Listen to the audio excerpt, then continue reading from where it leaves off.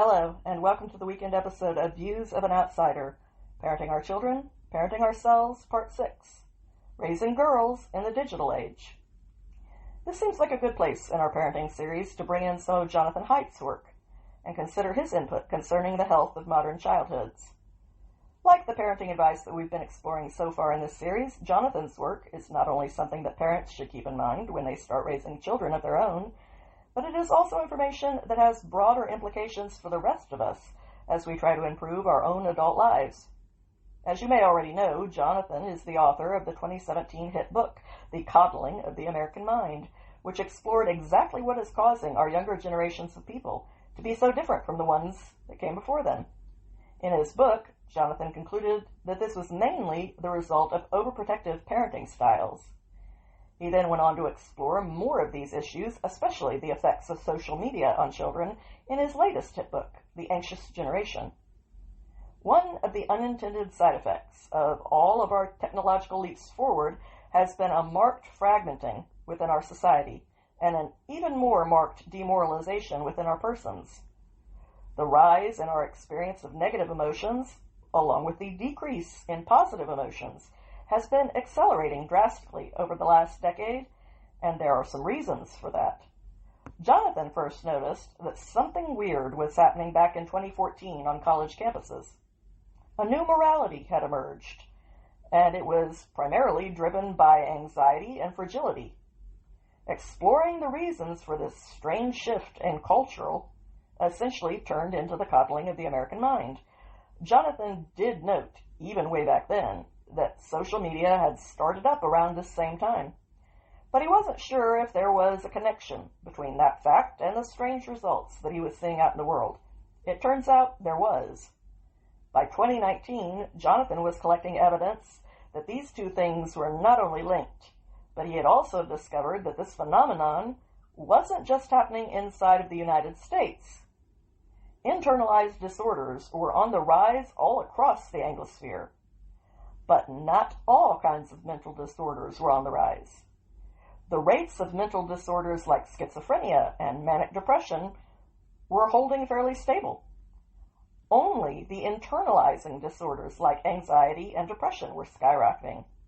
The interesting thing is that these disorders had been holding stable as well throughout the 90s and the early 2000s, but around 2014 they started shooting up in a very dramatic way, and they have continued rising ever since then.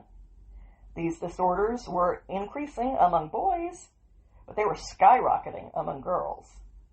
Self-harm was also increasing at a truly alarming rate, and these trends were taking place all across America, Canada, Australia, the UK, Europe, and even in the Nordic countries. It was happening all across the West. And it wasn't just self-reported depression and anxiety that were climbing. Those rising numbers were backed up by the mirrored increase in documented instances of self-harm. So this wasn't a situation that could be dismissed as hype and people making dramatic claims in order to get attention. It was real. So let's get real right from the start.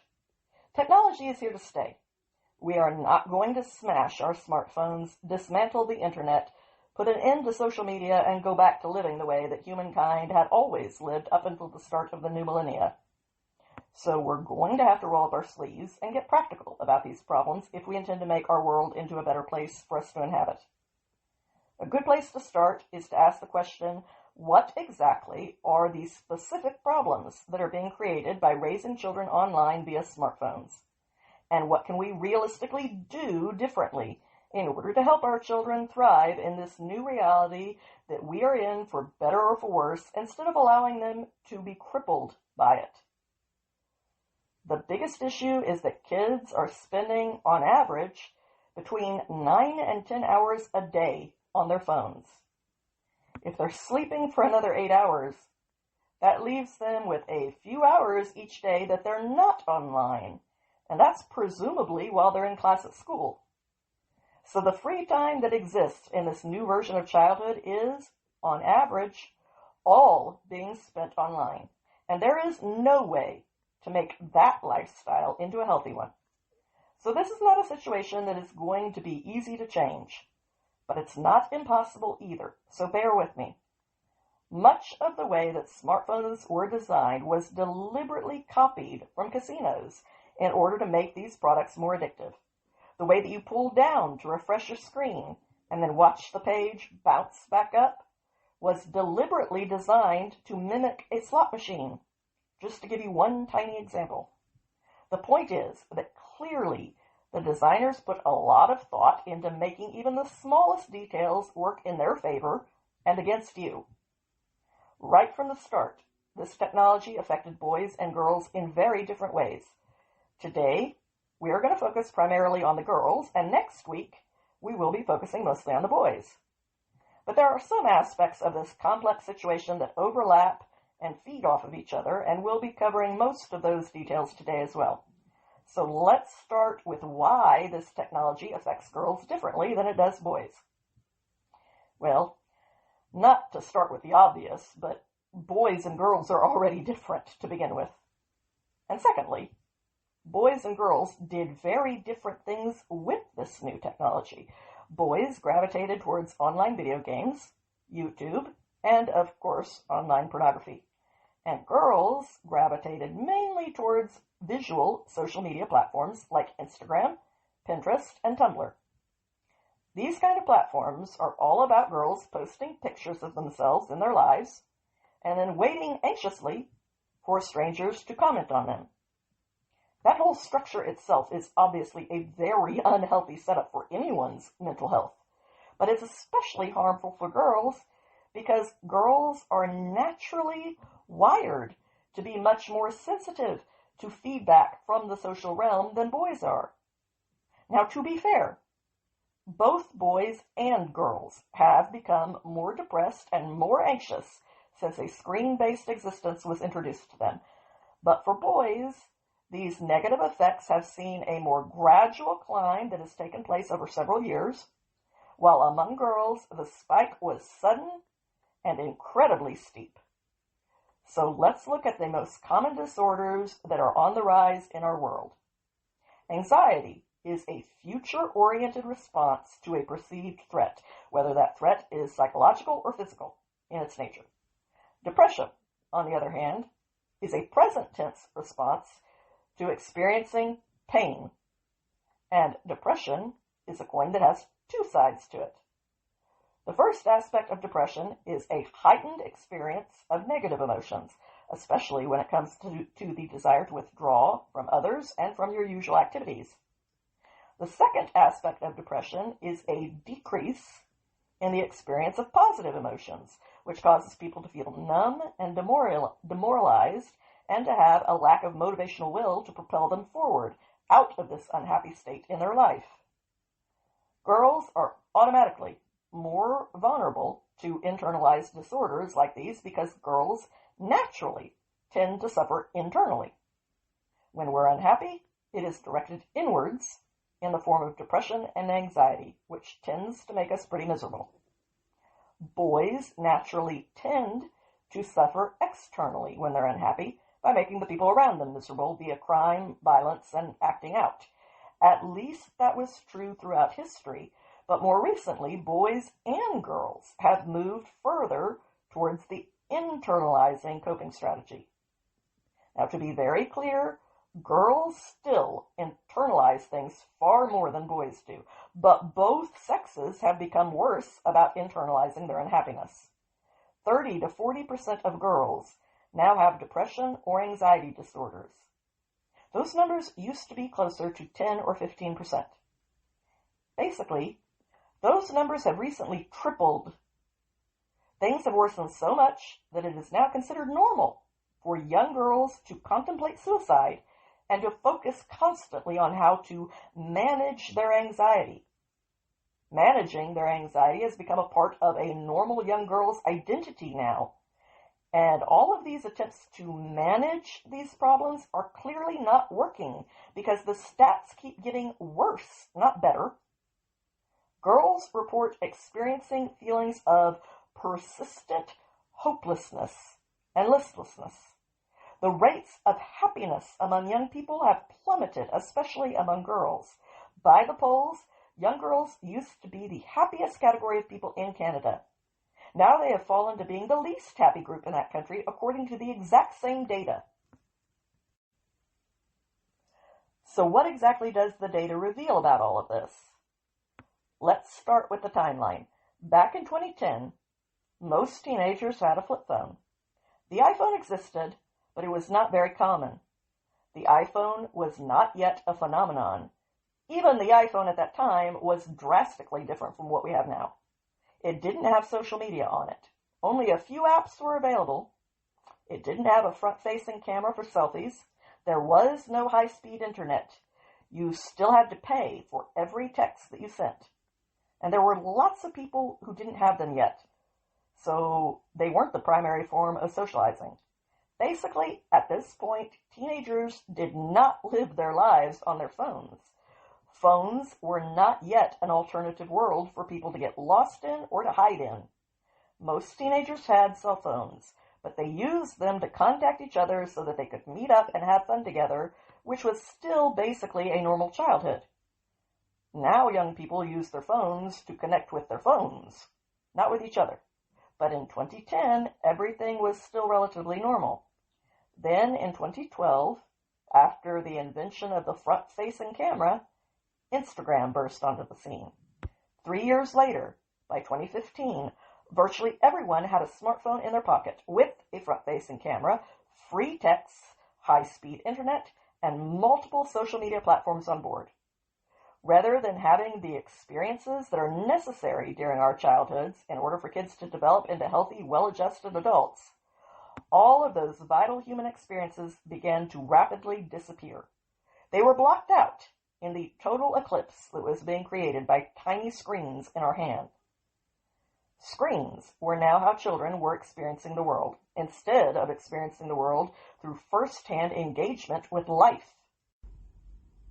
According to Jonathan, this great rewiring of childhood took place from 2010 to 2015, and the social life of teenagers changed radically during that time. They went from using a phone to call up their friends so that they could get together and do things, to spending all day swiping, scrolling, commenting, and posting. And the effects of this change were not good for any of them. Before 2012, it was extremely rare for prepubescent girls between the ages of 10 and 14 to cut themselves. But during this rewiring of the things that childhood is made up of, there was a 200% jump in the number of girls in that age group who had to be taken to the hospital for self-harm. This means that the incidence of self-harm in prepubescent girls tripled.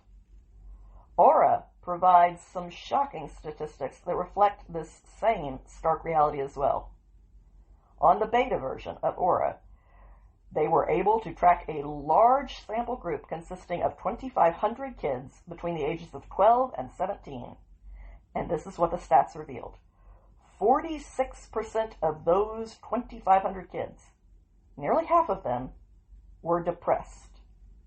35% of them, more than a third, had social withdrawal. 22% of them, nearly 1 in 4, were up during the night using their devices instead of sleeping. 30% of them, nearly 1 in 3, had low self-esteem. 22% of them, nearly 1 in 4, had suicidal thoughts or thoughts about harming themselves. And 52% of them, more than half, had eating issues. The stats also tell us that 80% of girls, 4 out of 5, who are under the age of 18 don't like their body shape, and more than half of them are doing things that are harmful and unhealthy to themselves as a result of that. 11 to 12% of girls, more than 1 in 10, are cutting themselves in order to cope. And unless you are tempted to conclude that maybe things have always been this bad and that we've just gotten better at diagnosing these problems, or we feel more free to talk about them, if you compare the numbers right before COVID to the post-COVID world, in only a handful of years, many of these stats in the areas that we just mentioned saw an increase of several 100%. Boston Children's Hospital, who partners with Aura, confirmed that this spike really had taken place, informing the creators of Aura that the hospitals that used to see around 10 kids a week for cutting themselves so deep that they needed professional care are now seeing 100 kids just like them every week. But before we take an even closer look at what modern childhood has become and what it is currently missing, let's take a look at the things that childhood was meant to consist of. The basic takeaway is that all mammals, like us, learn through play. You see it in puppies and kittens. You see it in chimps and lion cubs. It's how we learn. Active play is what childhood is for. Humans are unique because we have larger brains than other mammals do, and we have culture. Other mammals mature as fast as they possibly can, and then they reproduce and the cycle continues. Humans grow rapidly too, but then we suddenly slow down between the ages of 7 and 13. It is believed that this stage is a critical time for cultural learning. This is when we are trying to figure out our world. How are we supposed to behave and do things in our world? What do the adults do? How does one approach the opposite sex? But now, instead of learning from the adults that are around them, or even from the older kids in their neighborhoods, we hook kids up to a phone during the most formative years of their life so that they can be socialized by a bunch of random weirdos on the internet who are specifically selected by the algorithms for being the most extreme people on the planet. Does that sound like a good idea to anyone? That is not what kids are supposed to be doing during this important time in their life, and it is not what they need to be doing. Kids are supposed to be exploring and absorbing their world so that they can grow and evolve in a way that is going to make them suited for it. The Norwegian psychologist Ellen Sandseter wrote an article about the 6 different kinds of thrilling play that kids engage in during this time in human development. Thrilling play is one of the most powerful anti-anxiety agents that we have discovered, and that is one of the reasons why the children who miss out on a normal childhood tend to have so many problems coping with their anxiety. In the pursuit of play, kids will voluntarily choose to do things where there is a decided risk that they might get hurt. They will choose to climb a tree to a height that terrifies them and then push it just a little bit higher. After they learn to ride a bike, they'll start learning tricks and testing their skills out on bike ramps. When you're engaged in thrilling play, you're laughing and you're afraid all at the same time. Children instinctively incorporate these 6 different types of risk-taking into their natural play, and that is how their nervous systems learn to properly process anxiety. Without that, a person is hypersensitive to situations that involve a low level of anxiety because they were never properly exposed to that when they were growing up. The 6 types of risk that children explore through their play are: 1. Play with great heights. 2. Play with high speed. 3. Play with dangerous tools. 4. Play near dangerous elements. 5. Rough and tumble play. And 6. Play where children go exploring solo. Now, of course, kids also engage in imaginative play, and that has its own list of benefits, but thrilling play is what builds a human's confidence. It naturally desensitizes them to the anxiety that accompanies all risks, which is good, because risks are an inescapable part of life, so being able to deal with them successfully is a pretty handy skill to have developed. Dads specialize in this type of play. It's part of what dads bring to a well-rounded childhood. So while mothers are leading the charge right now to reclaim their kids' childhoods from their smartphones, dads have a vital role to play when it comes to helping their kids become healthy adults as well. They are needed to step in and fill the void that is left by those screens with the alternative experience of engaging in thrilling play and providing fear exposure for their children. Doing this can start as simply as going to an amusement park or chasing your kids around at the beach. Now, why is it that kids universally gravitate to thrills and actively seek them out? Because they're mammals. And mammals learn to survive through play. Why do kids skateboard down steep hills when they know that they're probably going to get hurt eventually? It's because a part of our evolutionary programming as human beings compels us to test the limits of our abilities in small, incremental ways so we'll know where the limits are. And that is something that you have to learn firsthand. This is not the sort of thing that you learn by being told, this is the way it is. As children, we have to learn for ourselves how to assess and manage small hazards because life is going to be full of unavoidable risks that we will have to be able to evaluate accurately as adults in order to survive. This is why a kid will be terrified of a ride at the amusement park, but will still insist on riding it, and then they'll be insanely thrilled with themselves afterwards. These experiences actually change our brains and make us into more capable adults. Mammals, especially social mammals like dogs, chimpanzees, dolphins, and human beings, have large brains. And all of these mammals have an extended childhood to give their brains time to develop. During this extended childhood, play is the tool by which we learn, mature, and prepare for the rest of our life. Mammals engage in chasing games, which is just practicing predator and prey in a situation where the stakes are low.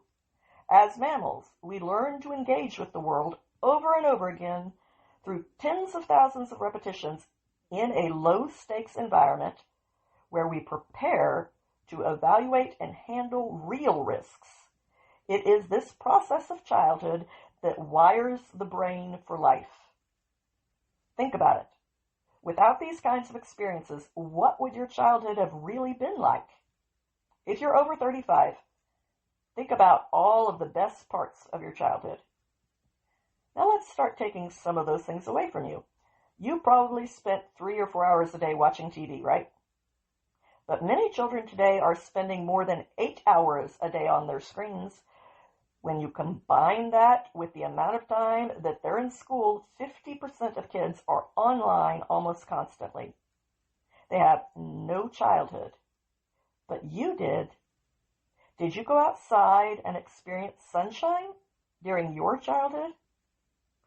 Now imagine that the number of times that you did that was cut in half, and you had 50% less sunshine in your life when you were growing up. Did you ever read amazing books as a kid? Take away half of those stories. Did you have different hobbies that you tried out during the various phases of your childhood? Take almost all of those away. Did you get quality sleep as a kid? Take a big chunk of that away because a lot of kids spend a good portion of the night either secretly using their phones or lying awake because they've been overstimulated during the day by using their phones too much. Did you spend any time laughing with other children when you were a kid? Imagine that 2/3 of those memories never happened because you were usually alone with a screen in front of your face. And even when you did laugh, say at a meme, you were laughing alone, not together with your friends in an experience that was shared in a social nature. Humans are an ultra-social species, kind of like bees. Those are the kinds of conditions in which we were designed to thrive. You mess with that wiring at your own peril. Bees exist 24/7 in a hive mentality, whereas we only access it temporarily. It is the activities where we are moving together, like dancing or playing, times when we are laughing together or eating together, that cause us to activate our group sense of belonging. That's when we experience the feeling of belonging to a cohesive hive world, and that feeling of belonging is very important to the mental health and the happiness of human beings. These are the kinds of group interactions that trigger an experience of an all-for-one, one-for-all mentality. So imagine if you never really moved together. If you are a girl, what would your childhood have been like if it had no games of patty cake in it? No jumping rope together or dancing around your room with your girlfriends singing, insert the song of your generation here. Imagine that you never really ate together as a group because each of you spent the entire meal on your phones. And you never laughed together, only occasionally by yourself. Is anyone really confused about why children feel so lonely in our modern world? Your kids might be connected to 200 people online, but all 200 of those connections are extremely shallow and phony. Those relationships are all replaceable and therefore cheap, and ultimately meaningless. None of them fulfill us in the deep way that we need to be fulfilled. Your child is not really engaging with any of those people online, not in the way that a mammal actually needs to engage with the other members of their species while they're young. Once you give your kid a smartphone, and especially after you add social media to it like Instagram, TikTok, or Snapchat, that is the end of a normal childhood for your kid. From that point on, they are going to have a phone-based childhood, not a mammal's play-based childhood. And a phone-based childhood blocks out almost everything else, like a total eclipse. Picture childhood like a medical ad, where the side effects that are listed for this proposed advancement reduces your sleep, reduces your bonds with other people, reduces your ability to contemplate life, reduces your time out in nature, reduces your ability to have other experiences in your life, reduces your ability to read and take in new information, reduces the physical activity that you get, destroys your ability to concentrate and your attention span. Wouldn't you conclude that that new advancement was too harmful to actually consume, especially for a young person who was still in the process of developing? Again, we have to be realistic in our approaches. We can't destroy technology, but we can choose to delay it until after childhood. Think about it this way. We accept it as a given that children shouldn't drive cars now. But when that new technology was first introduced, those restrictions were not a given. After all, if children could drive the farm horse and a wagon, why couldn't they drive the horseless carriage? Unfortunately, it took a lot of accidents for us to realize that cars were not for children. Now that seems self-evident to us, and it has only grown more so over the years. We have continued to add more laws and more safety features to cars in order to prevent children from being hurt by them. One day, very soon, humanity will consider it to be equally self-evident that today's technology was not meant to be in the hands of children. We don't let children drive, vote, or go off to war. We don't let them drink alcohol, buy cigarettes, get a tattoo, or engage in sexual activity. Jonathan believes that people are starting to realize that smartphones and social media belong on that list as well. When it first arrived, the telephone was a revolutionary invention that connected people in a way that was positive. Even Facebook, when it first arrived, had no news feed. It was just people posting photos to the friends and family that they already knew. Social media was just a new way to stay in touch with the people that you had already made connections with out in the real world. But when advertisers got a foothold on social media, everything changed. That world was not about people connecting with each other anymore. It was about the advertisers designing algorithms that would keep you on that site so that they could expose you to more of their ads, which also became more targeted to your personal preferences based on what you viewed. The algorithms are also designed to nudge your preferences towards one extreme or another, where they become the easiest group for the algorithms to predict. The customer that social media is trying to serve now is no longer the free users. It is the paying advertisers. That's where social media makes its money. so that's understandably where their priority is. But that doesn't mean that we should simply acquiesce to being their drones. Giving this technology to kids would be as crazy as putting a window on your child's crib so that advertisers and corporations could bypass you and come interact directly with your child with the intent of getting them addicted to their products from infancy on. It would be as crazy as installing a window on your daughter's bedroom right when she hits puberty so that random strange men on the internet could come interact with her and watch her through that window. There is not a parent alive who would do that. And at the same time, they are all doing exactly that. Jonathan argues that letting kids get past puberty before we allow them to have access to the world of social media via smartphones is vital. We all go through a lot of radical changes during puberty that basically rewire our entire brain. This happens in stages, from childhood to adulthood, and it basically happens from back to front in our brain. The last part of the brain to develop is the prefrontal cortex, which is what allows adults to take a more long-term view of their decision-making. It allows them to accurately weigh the potential consequences of their decisions. This transformation is not fully complete until around the age of 25 or 26, but a large portion of it takes place between the ages of 13 and 16. So it really does border on pure insanity that at the very age that puberty is just starting, at the age of 11 or 12 for girls and the age of 13 or 14 for boys, that is precisely when we tend to give them their own high-end smartphone and turn them loose online to absorb all of the toxicity on social media.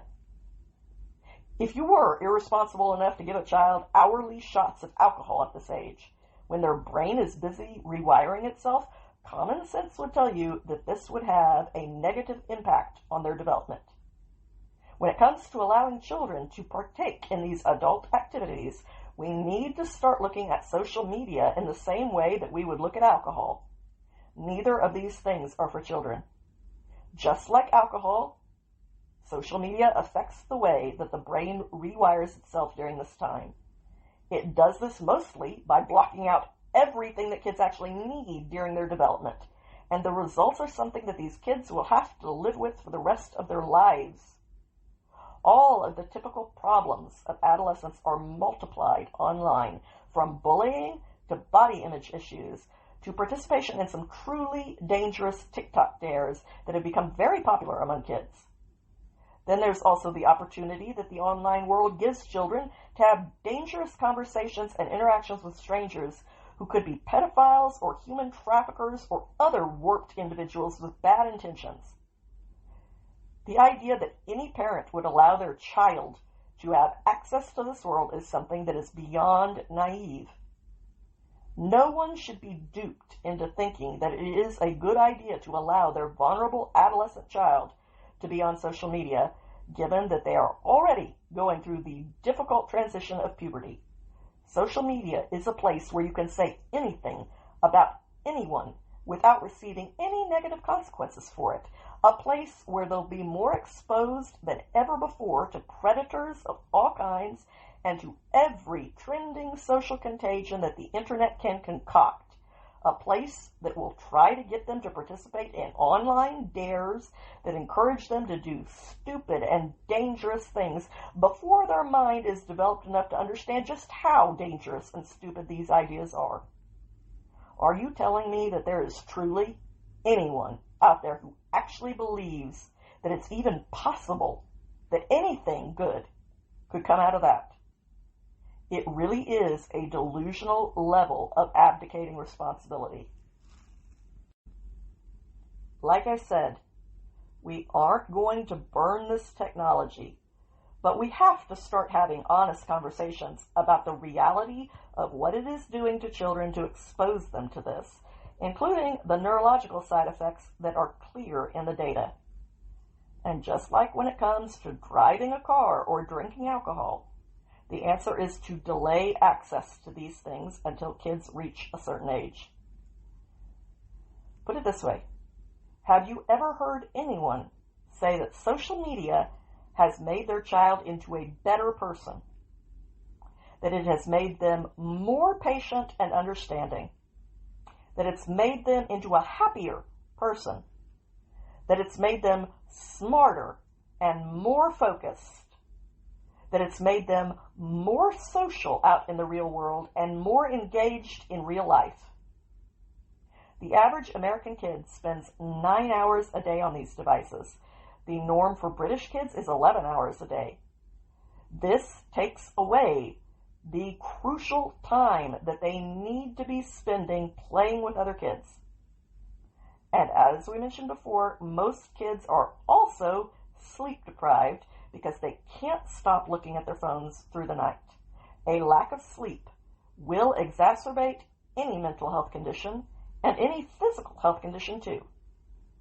If there was any other product that you knew was going to take your kid away from their friends and make them less social, fragment their attention and their ability to achieve their goals in life, making them less successful and happy, depriving them of sleep, which will destroy their health, and they were going to get addicted to that product, dooming them to this unhappy existence, potentially forever, who in their right mind would say yes to that?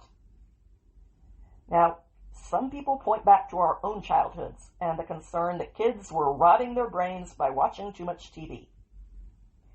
But the simple fact is that today's problem is very different from television in the 90s.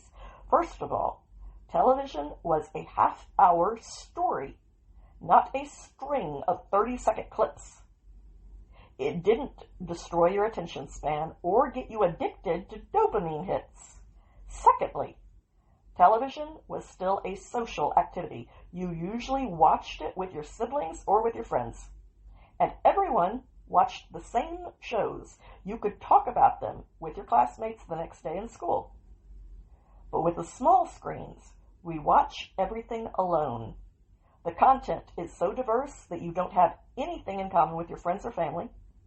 And to top it all off, you are being trained to become an addict about it, receiving dopamine reinforcement for unhealthy behaviors as you continue to pull the lever of a slot machine by scrolling your life away. Behavior that is rewarded with hits of dopamine is the building blocks of any addiction. Having an isolated faux childhood like this would be like being raised in the apocalyptic world that is depicted at the beginning of the film The Matrix, where everyone is hooked up inside of their isolated pod and being sucked dry while they are all missing out on their real life. And that goes on until the day that they die. And as Jordan Peterson pointed out, this world is also the ultimate mirror of Narcissus. As algorithms select the content that is specifically able to hold on to you individually, you are left gazing into a pool that is reflecting your own fatal short-term weaknesses right back at you with no end in sight. I would just remind everyone that Narcissus neglected everything else until he starved to death.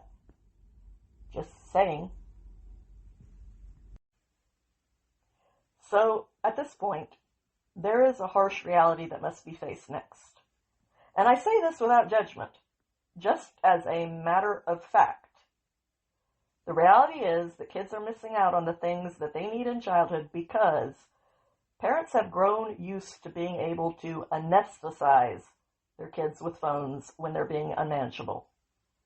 And of course, that only makes them act up more often in order to gain access to the phones that they're now addicted to. We've all watched this happen in waiting rooms and in restaurants. Toddlers these days have had so much access to phones that they already know the difference between the ads on YouTube and their program, and they already know how to skip the ad at the age of 2. We've all seen the magical pull that kids display when it comes to the stimulation that is offered by smartphones. They show this tendency from the time that they are babies. And originally, everybody thought that having additional stimulation would be great for toddlers. People thought that it would give them a head start in their development. but the result was that it anesthetized them and damaged many of them potentially for life. This parental coping method isn't new, so I'm not judging. In bygone eras, it was not uncommon to use childhood medications that contained opioids in order to calm down fussy children and help them sleep. At other points in history, it was not uncommon to give kids small doses of alcohol so that things would be more manageable for their parents. This, of course, was before we understood that these things interfered with a child's development. Now we're finding out that smartphones do the same thing. They interfere with healthy development during childhood. So once again, we have to have a reckoning and face the truth about the strategies that we now know we should not have ever come to accept. These days, parental copes have taken a new form. 40% of 2-year-olds in America have their own iPad. But now that we know that they actually do these things to kids, don't take the easy way out by turning to these devices when you need to occupy your child because you're busy and there is something that you need to get done. Relying on these shortcuts will only increase the child's degree of intolerance for even short moments of boredom. And that means that you'll end up having to give it to them more often in order to pacify them. So if you've already given your kid one of these devices, bite the bullet and take it away. It will take them 3 to 4 weeks to detox from it. But in exchange for a couple of rough weeks, you will have saved your kid from a lifetime of struggles. Another important rule for kids of all ages and adults too is no screens of any kind in the bedroom at all. And give your family the small gift of having the simple rule that there will be no devices at meal times. It's just 30 minutes. Whatever it is, it can wait that long. Don't forfeit the experience of having real bonds with each other in order to gratify a compulsion that is kind of silly when you think about it. Jonathan makes the point that the anxiety levels that people are experiencing and their inability to self-regulate is obviously going to be affected by the parenting styles that they were raised under as well. If you've ever had a parent speak to you sternly, if you've been told no, if you've been punished without getting to have any say about it, and you survived those uncomfortable experiences, then one thing that you gained was confidence in your own ability to handle whatever life throws at you. You learned that mom and dad could be angry with you and still love you. You learned that you could be punished and still be safe. You learned how to make things right and that no one abandoned you for messing up or viewed you as less after that. This is all part of what it means to be human, and it's important to become familiar with that reality. We are all constantly learning, and no one out there is perfect. So if parents tell their kids in black and white with authority, you do not hit your sister, go sit in time out, then you learn how to control yourself. You also learn how to calm down and to regulate your own emotions even when you're upset about being punished. And most of all, you learn that the world didn't end when you experienced something unpleasant. And that means that you're better prepared to cope with life than the child who never learned any of those things and therefore always feels unsafe in the chaos of this life. Because on the other hand, if you've never been around any of that, and you've been coddled in a world that never exposed you to anything except gentle voices that are constantly asking you how you feel about everything that happens, then even the slightest stimulation from the outside world is going to feel insanely threatening to you. And life will be completely overwhelming as an experience for a person who is that hypersensitive to stimuli. Your tolerance level and your ability to cope is directly correlated with the degree of exposure that you've had to reality Exposure desensitizes you. That's why there's such a thing as exposure therapy. Exposure works that way for everyone. If you are coddled, then you're going to be more fragile. The source of today's soaring anxiety rates is not a mysterious one. It's just like the immune system or our bones and our muscles. If you never allowed your child to walk because you didn't want them to risk breaking a bone, then they will have weak bones because they've never been used or stressed. If you never use your muscles, they will atrophy because they aren't being strengthened through work and exercise. If an immune system is never exposed to germs, then it never builds up any resistance to them, and you will have to live in a bubble until you die from the first mild cold that you get. Even if you end up suffering injustice during your childhood, maybe your sister hit you first, and your parents didn't know the whole story, and so the outcome really was kind of unfair. If your parents are mostly just, when they occasionally mess up, you will be angry, and then you'll get over it. And that's actually a healthy thing to do, because life is not always going to be fair either. And no one can change that, no matter how much they want to.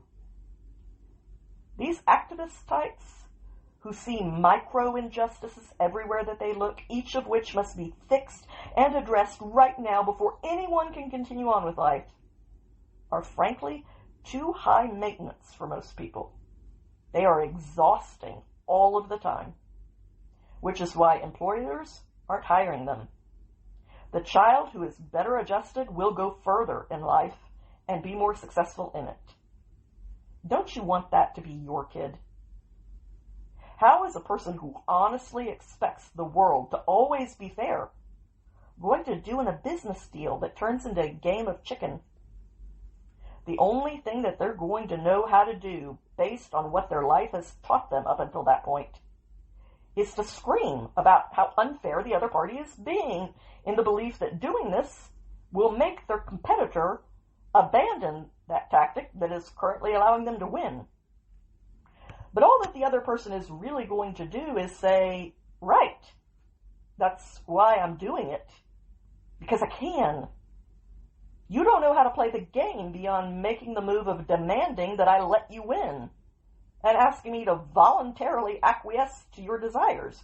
And if I don't do that, you've got nothing left in the tank. And I know that. And I don't choose to forfeit in order to make you feel okay. So what do you want to do now? The bottom line is that it is growing more and more self-evident that human beings need their early life to resemble a traditional childhood in order for them to grow into healthy, functional adults. Children benefit greatly from playing in groups with the local kids, including some older kids and some younger kids. This social mini-world allows them to learn to interact with one another, and it teaches them how to successfully work through the minor differences that will arise. These learning opportunities don't happen if adults always interfere and referee every dispute for the kids. Kids need to learn to do these things for themselves. Yes, of course, there are times when adults need to step in and intervene, but those times are not every time. Because it is also necessary for children to learn to negotiate with other people. After all, that is what they will spend most of their lives doing. Kids have to learn how to successfully reach compromises on their own. They also have to learn how to handle life when things don't go their way and something really is unfair about it. This preparation makes for much healthier and better adjusted adults. So now let's look at what is happening to the kids who are living in a phone-based childhood. Every indication tells us that the biggest problem with all of the screens that are in young people's lives is social media. We know this because heavy users of social media are doing much worse than their peers who use social media less. And also, within this struggling group, studies show that anxiety actually decreases after a week of detoxing from social media. But despite all of the evidence in the world that tells us how harmful social media is, even for adults, The average age for a child to join TikTok is 8 years old. For Instagram, it's 9 or 10. And by 12 years old, the vast majority of kids are on at least one social media platform. All of this is negatively impacting children of both sexes, but in very different ways, which keeps compounding as they grow, creating a chasm between the two sexes. The political divide is just one example, and it only continues to grow wider. Consider this. Women between the ages of 18 and 34 get 75% of their political and social information from TikTok, which explains an awful lot. This is a big part of why young women are so different from women in other age groups and from men of any age. This stat really does make young women an outlier in the world, which could end up condemning many of them to live very isolated and unfulfilling lives that have nothing real in them, just their online echo chambers. So, let's zoom in on the female side of the growing gulf that is dividing our species. It has been well documented for the last 300 years that young girls are more vulnerable to social contagions. That is not a critical statement that applies to all young women. That is just a statistical fact. And this fact might be because adolescent girls naturally experience more negative emotions, and they also tend to have more agreeable temperaments, which could easily make them more attuned to the social collective and more sensitive to what happens there. This could have been a result of women being evolutionarily wired to be more sensitive to the people around them because women are more physically vulnerable than the males of the species are, and therefore they need to be more attuned to danger.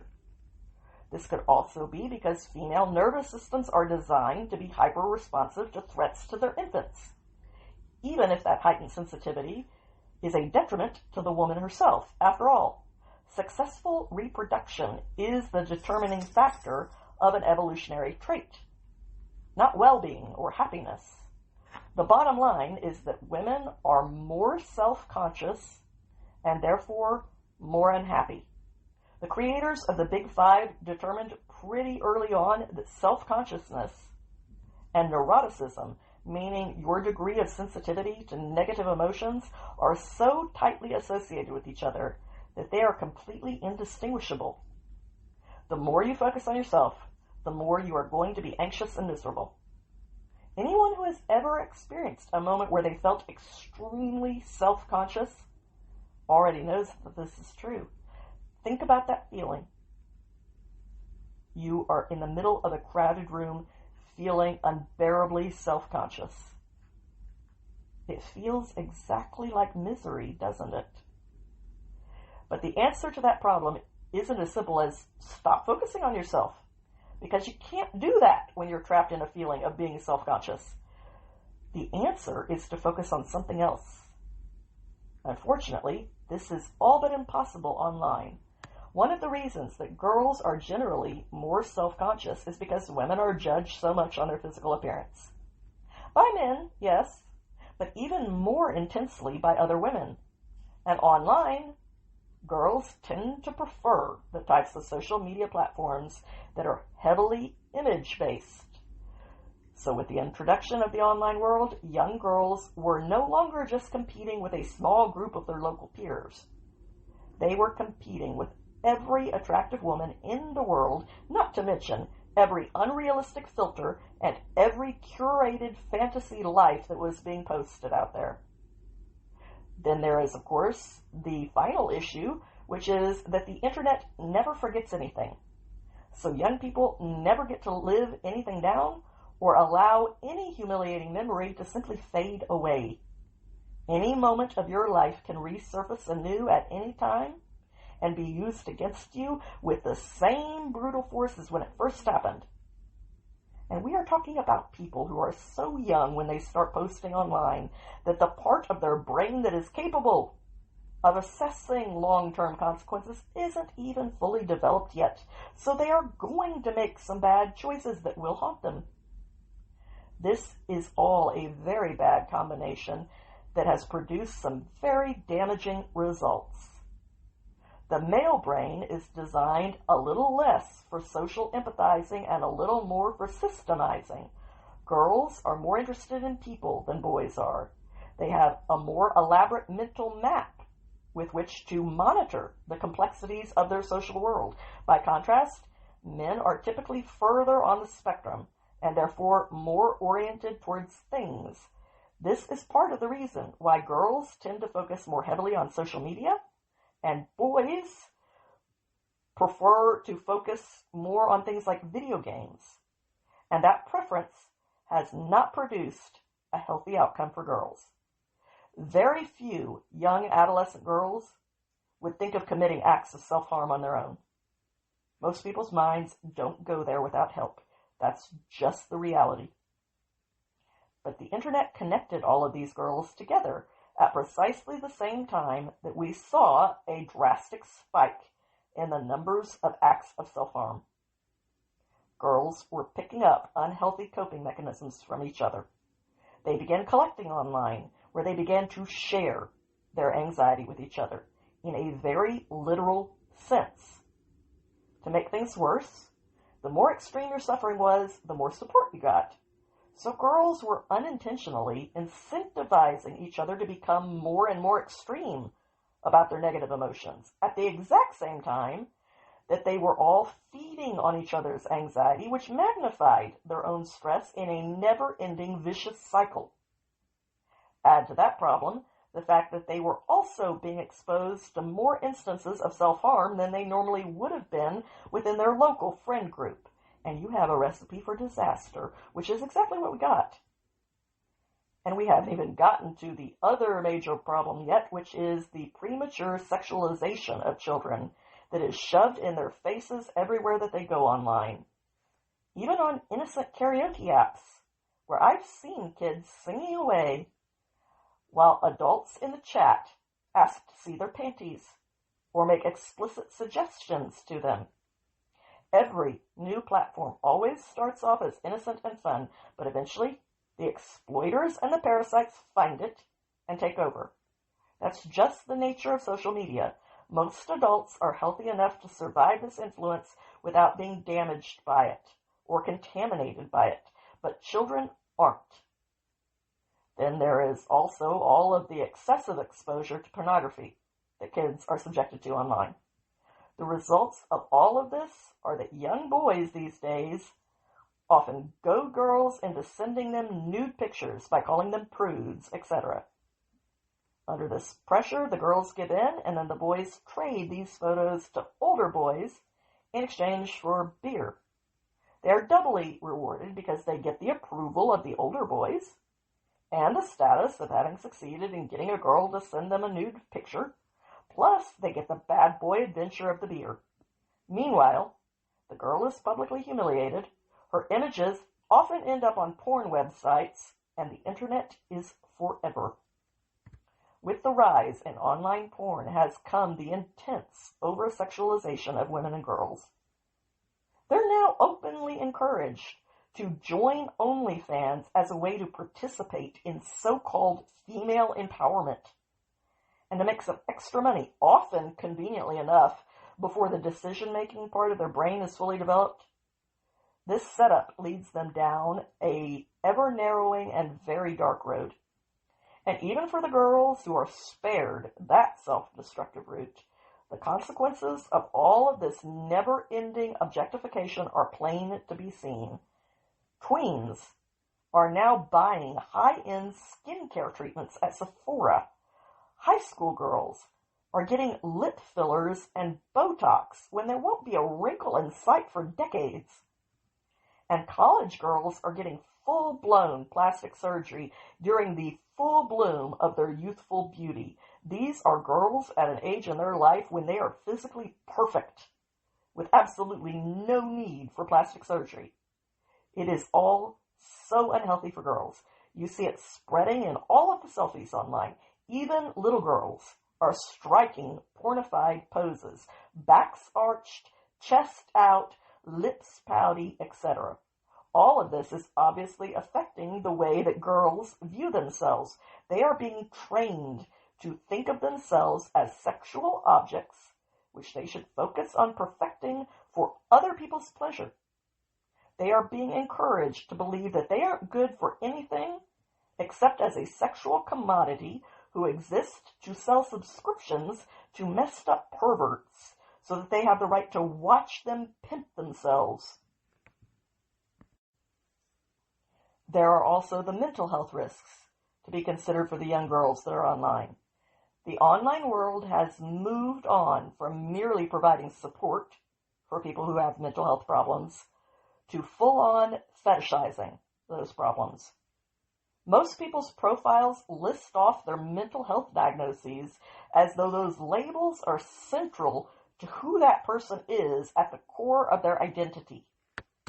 This is compounded even further by the unrealistic belief among young people that the world will accommodate their issues in the same way that their parents and their teachers did. Even as young adults, they often leave work early because they had a breakup and need a mental health day. And they actually believe that it is reasonable of them to expect their employer to simply eat the financial costs of their personal problems in order to accommodate this behavior whenever everyday life happens to them. Now, obviously, we don't want to stigmatize people with mental health problems. That might keep them from getting the help that they need.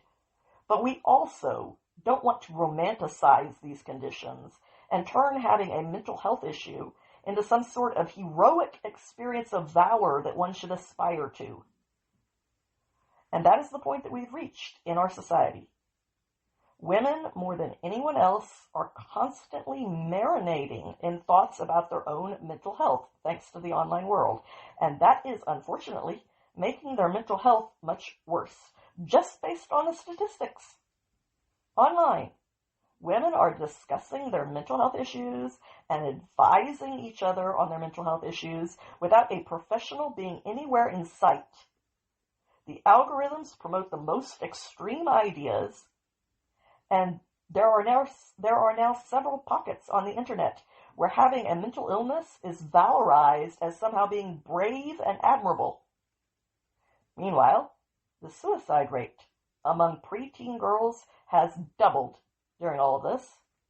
Mental health across the board in multiple nations has plummeted. Clearly, this particular form of sharing and supporting isn't actually as healthy as it sounds. And for the kids that are watching all of this, the disproportionate level of attention and support that is being given to mental health issues is causing children to have an unhealthy degree of focus when it comes to contemplating their own mental health, which is predictably resulting in those kids having more mental health issues. There has always been a social contagion element to mental illness, most especially among teenage girls. In the previous generation, anorexia skyrocketed among adolescent girls. This would be one example of a social contagion. Having multiple personalities was the trend before that, and it is currently making a big comeback online as the latest fad social contagion. This is one reason that passing the CASA Act, the Kids Online Safety Act, is so important.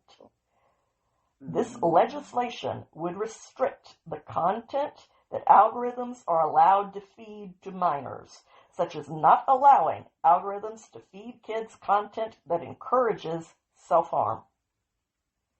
There is a social contagion element to ideologies as well. The number of children who aren't even sexual yet, who are busy trying to identify their gender or their sexuality, the latter of which doesn't even exist in a prepubescent kid, hoping that some part of their identity will fall within the LGBTQ rainbow, is far greater than ever before, especially among girls, which is a major reversal in that area.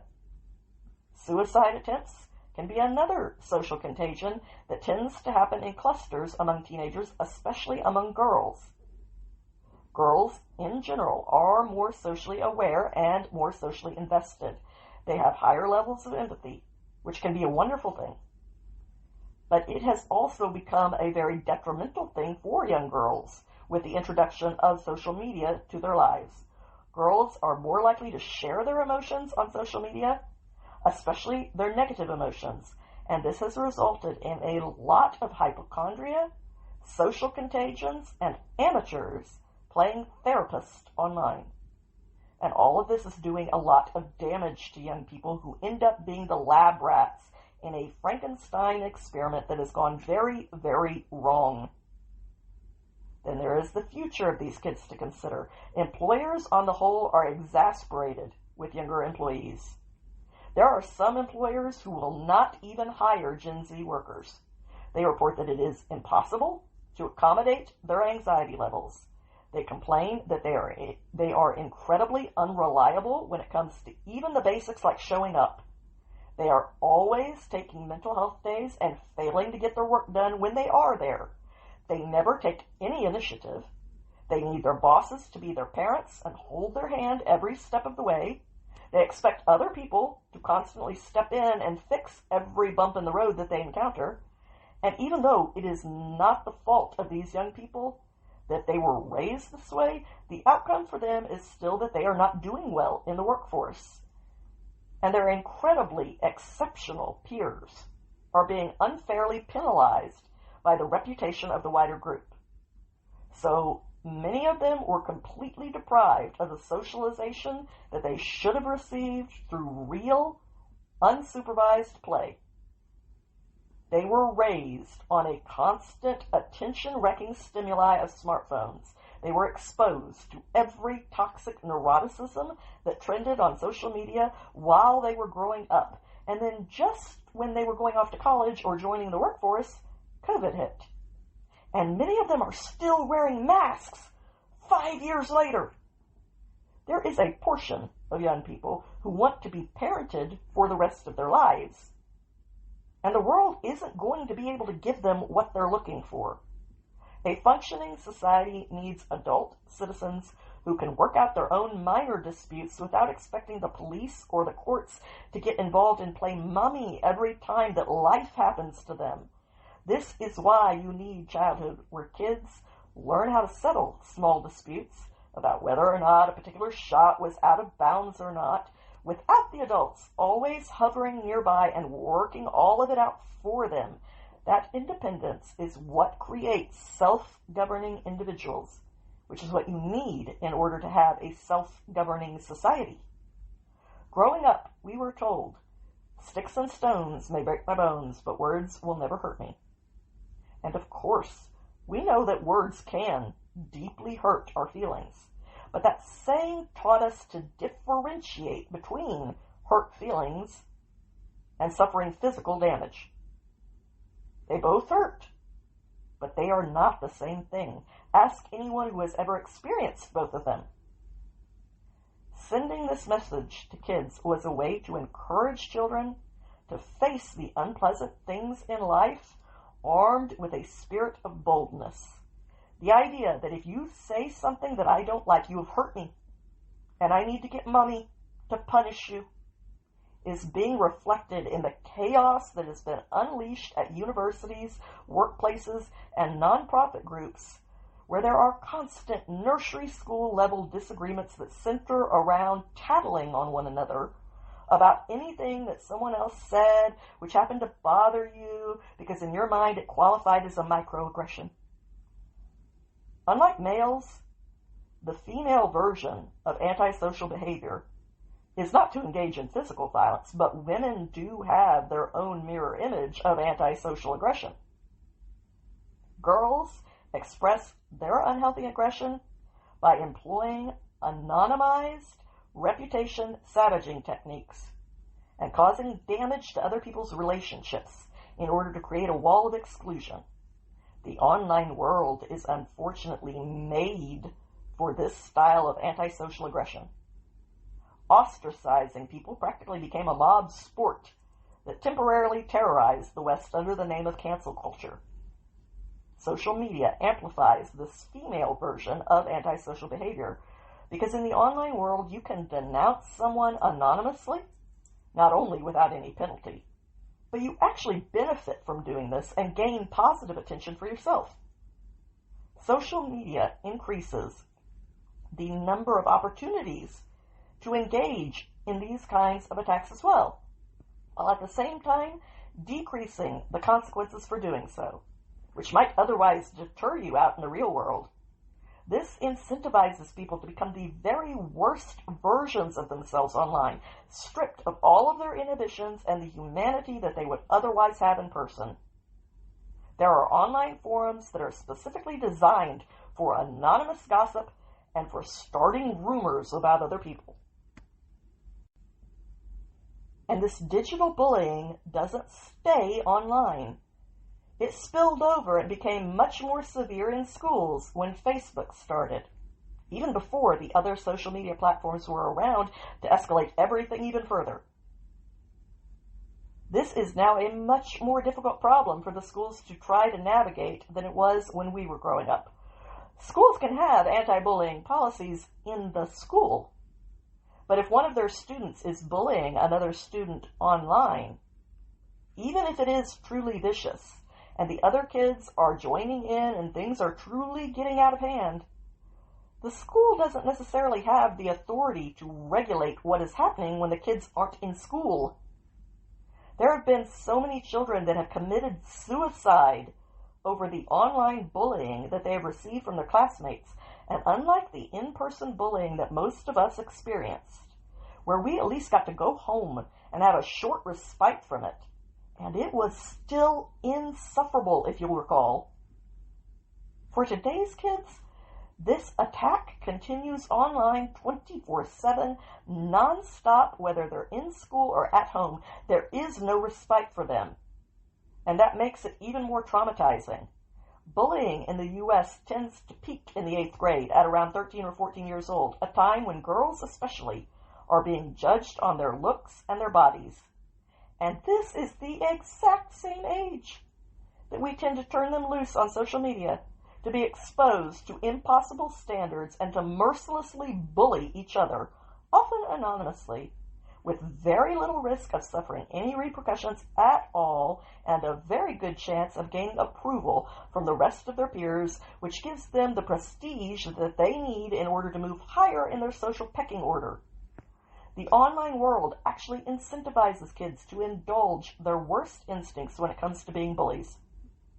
There is little to no pushback, no matter how aggressive they're being online, especially when it's obvious to the adults that this is a child that they're dealing with. Children are usually not sophisticated enough yet to understand the difference between the way that the trolls that they like to mimic are perceived by them, the kids, versus the way that adults see them. A child sees the attention that a troll gets via tons of responses, and they conflate aggression and controversial takes with being cool and rebellious. Adults know that we think of these trolls as some loser who is probably living in his mother's basement with nothing else to do except to insult people online because his life is insufferably miserable. But the brains of kids aren't developed enough to make that kind of a distinction or to realize that trolls aren't exactly thought of as today's James Deans. They're seen as pathetic. Kids have always thought that breaking the rules equals being cool. They don't necessarily stop to consider that breaking the societal rule of not wetting your pants would not be thought of as being cool. And they don't realize that unsophisticated trolls are the bedwetters of the online world.